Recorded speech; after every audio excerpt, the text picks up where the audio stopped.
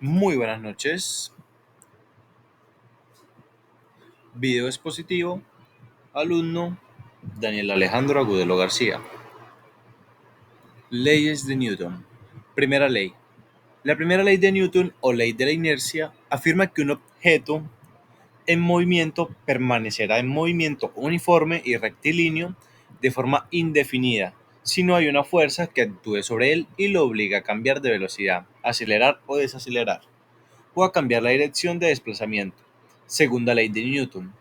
La segunda ley de Newton, o ley fundamental de la dinámica, establece que la tasa de cambio del movimiento de un objeto, es decir, la aceleración, es proporcional a la fuerza aplicada sobre el objeto. Tercera ley de Newton. La tercera ley de Newton, también conocida como la ley de acción-reacción, establece que para toda acción existe una reacción opuesta de igual magnitud. Primera ley de Newton. La primera ley de Newton afirma que un objeto en movimiento permanecerá en movimiento uniforme, rectilíneo, de forma indefinida si no hay una fuerza que actúe sobre él y lo obligue a cambiar de velocidad o a cambiar la dirección de desplazamiento.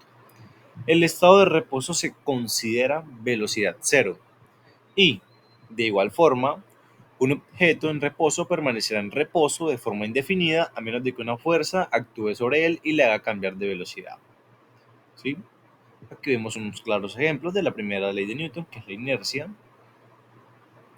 Es decir, tanto si está en reposo como en movimiento, un objeto mantendrá su estado hasta que una fuerza actúe sobre él. Como podemos ver el ejemplo del carrito, cuando él le empuja, pues ya este va a cambiar la posición, ¿cierto? Todo cuerpo persevera su estado de reposo o movimiento uniforme rectil y rectilíneo, a no ser que sea obligado a cambiar su estado por fuerzas impresas sobre él. Listo, básicamente la primera ley de Newton establece que un objeto no comienza a moverse de forma espontánea solo cuando una fuerza este solo se moverá cuando una fuerza externa actúa sobre él. ¿Sí? Aquí vemos ya los claros ejemplos. Segunda ley de Newton. La segunda ley de Newton, o ley fundamental de la dinámica, establece que la tasa de cambio del movimiento de un objeto, es decir, la aceleración, es proporcional a la fuerza aplicada sobre el objeto. Además, el cambio de movimiento se produce en la dirección en la que se aplica la fuerza, pues la fuerza es una magnitud vectorial. La segunda ley de Newton solo es válida para sistemas de masa constante y matemáticamente se describe como que la fuerza es igual a la masa del objeto por la aceleración que experimenta. ¿Sí? La fuerza es directamente proporcional al producto de la masa por la aceleración. Entre más fuerza, más aceleración. ¿Sí?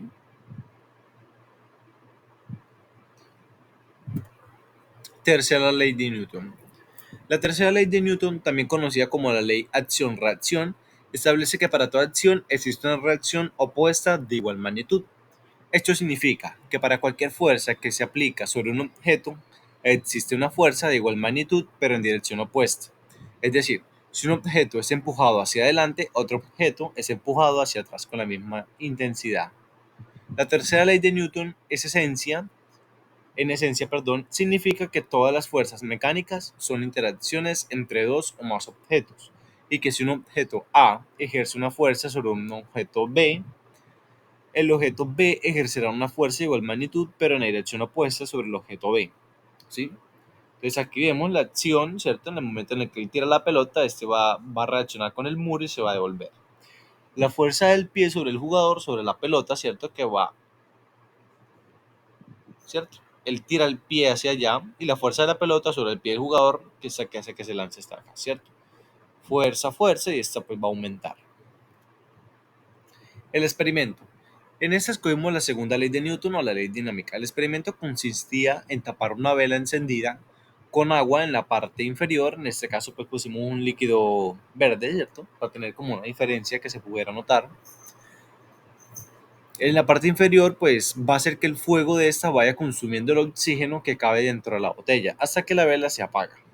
Al haber un pequeño vacío, la presión exterior es mayor que la interior y esto hace que el agua pues empiece a introducirse en la botella desde abajo hacia arriba.